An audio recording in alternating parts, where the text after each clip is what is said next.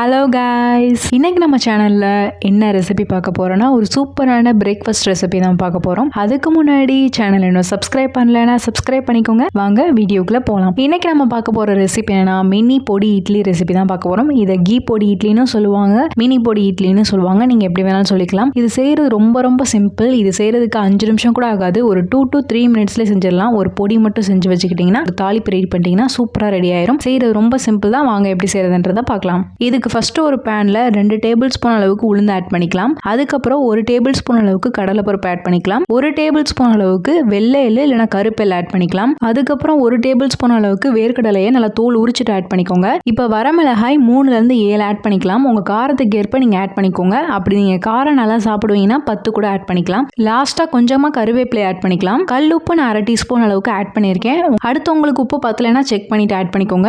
இப்போ இது எல்லாத்தையுமே சேர்த்துட்டு ஸ்டவ் ஆன் பண்ணிட்டு நல்லா ரோஸ்ட் பண்ணிக்கோங்க. இந்த பருப்பு எல்லாமே நீங்க தனித்தனியா வறுக்கிறதுனா கூட வறுத்துக்கலாம், இல்ல ஒண்ணா வறுக்கிறதுனால வறுத்துக்கலாம். வாசனை வந்து நல்லா நிறம் மாறின பின்னாடி ஸ்டவ் ஆஃப் பண்ணிட்டு இறக்கிடுங்க. இறக்கிட்டு கம்ப்ளீட்டா ஆற வச்சுட்டு ஒரு மிக்ஸி ஜார்லயோ இல்ல பிளெண்டர்லயோ போட்டு கொரகொரப்பா அரைச்சு எடுத்து வச்சுக்கோங்க. அரைக்கிறதுக்கு முன்னாடி ஒரு 1/4 டீஸ்பூன் அளவுக்கு பெருங்காயத்தூள் ஆட் பண்ணிக்கோங்க. அப்படி உங்களுக்கு ஃபைனா வேணும்னா நீங்க ஃபைனாவே அரைச்சு எடுத்து வச்சுக்கோங்க. ஆனா கொஞ்சம் கொரகொரப்பா இருந்தா மட்டும் தான் டேஸ்டா இருக்கும் இட்லி பொடி. சோ பாத்துக்கோங்க.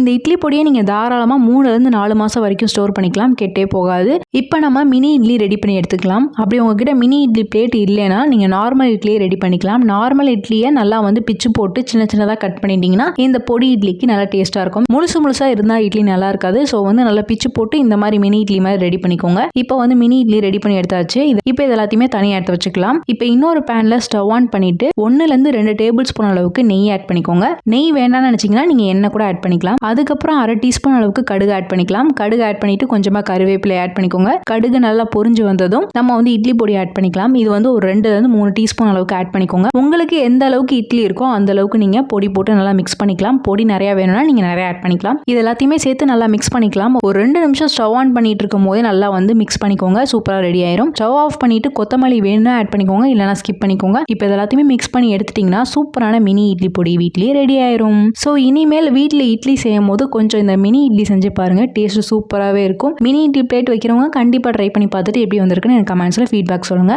ஸோ இந்த மினி பொடி இட்லி ரெசிபி உங்களுக்கு பிடிச்சிருக்குன்னு நினைக்கிறேன். பிடிச்சிருந்தா லைக் பண்ணுங்க, ஷேர் பண்ணுங்க, கமெண்ட் பண்ணுங்க. மறக்காம சேனலை சப்ஸ்கிரைப் பண்ணுங்க. இன்னொரு வீடியோவில் பார்க்குறேன். பாய்.